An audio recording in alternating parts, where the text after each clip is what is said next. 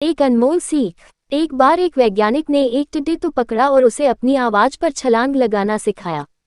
वैज्ञानिक टिड्डे से कहता, कूदो। टिड्डा उसके आवाज सुनते ही जोर से छलांग लगा देता।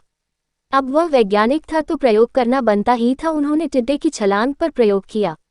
वैज्ञानिक ने उसकी एक टांग तोड़ दी और फिर बोला, कूदो। अब टिड्डे की छलांग की दूरी कम हो गई।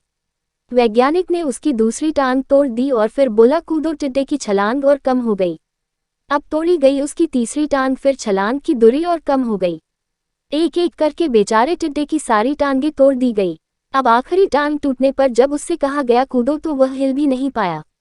अब वैज्ञानिक ने अपना निष्कर्ष अपनी डायरी में लिखा। जानते हो उसने क्या लिखा? जब टिड्डे की एक टांग तोड़ी गई तो वह थोड़ा बहरा हो गया। जब उसकी दूसरी टांग तोड़ी गई तो वो और बहरा हो गया। हर टांग टूटने के साथ वो और बहरा होता गया और सारी टांग टूटने के बाद वह बिल्कुल बहरा हो गया। अब जोर जोर से चिल्लाने का भी उस पर कोई असर नहीं हुआ। वो तो अपनी जगह से हिला तक नहीं, छलांग लगाना तो दूर की बात थी। इस कहानी को सुनकर सभी को ऐसा ही लग रहा है ना कि क्या मूर्ख वैज्ञानिक था, इतनी सीधी सी बात उसे समझ में नहीं आई।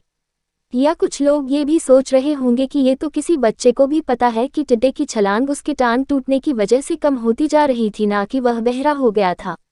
दोस्तों, हम सभी जीवन में कई बार ऐसे ही मूर्ख बन जाते हैं। कई बार जीवन में दो घटनाएं एक साथ ऐसी घटती है कि उनका एक दूसरे से कोई संबंध होता ही नहीं, फिर भी ऐसा लगता है कि गहरा संबंध है। कभी कभी दिखता कुछ और है लेकिन समझ कुछ और आता है और वास्तव में होता कुछ और है। इसलिए अगर पछताना नहीं है तो जीवन में जल्दबाजी में कोई निर्णय ना ले, हमेशा समझबूझ का इस्तेमाल करें, सावधानी बरतें, नतीजे सोच विचार कर ही निकालें।